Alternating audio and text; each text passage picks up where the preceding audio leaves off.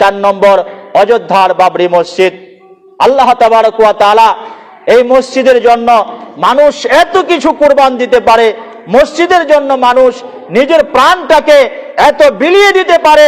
আজকে আপনারা দেখতে পাচ্ছেন আমাদের মুর্শিদাবাদের জমিনে বাবরি মসজিদ তৈরি হচ্ছে। যিনি তৈরি করছেন তার কি চিন্তাধারা সেটা আমি বলতে পারবো না, কারণ আমি অন্তরের মালিক নয়। তিনি কিভাবে কি উদ্দেশ্য করে বানাচ্ছেন, কিন্তু মানুষ দেখুন, মানুষের আবেগটা দেখুন, মানুষের ঈমানটা দেখুন, যে মানুষ কেউ আসছে কুচবিহার থেকে, কেউ জলপাইগুড়ি থেকে, কেউ আসছে বসিরহাট থেকে, নিজের মাথায় ইট নিয়ে আসছে। বৃদ্ধ মানুষগুলো আসছে আর কেঁদে কেঁদে বলছে যে আমি এই ইটগুলো এই বাবরি মসজিদে দান করতে চাই।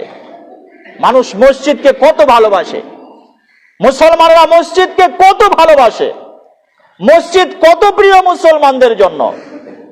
মহান রব্বুল আলামিন বলেন, বান্দা ইন্নামা ইয়ামুরু মাসাজিদাল্লাহি মান আমানা বিল্লাহ, তোমাদের মধ্য থেকে যারা ঈমান এনেছে আল্লাহর প্রতি এবং যারা পরকালকে বিশ্বাস করে, পরকালকে ভয় করে, মরে যাওয়ার পরে আল্লাহ পাক প্রতিটি মানুষকে জীবিত করবেন, মরে যাওয়ার পরে প্রতিটি মানুষকে আল্লাহ পাক জিন্দা করবেন, এবং জিন্দা করার পরে প্রতিটি মানুষের কাছ থেকে আল্লাহ পাক হিসাব নিকাশ নেবেন।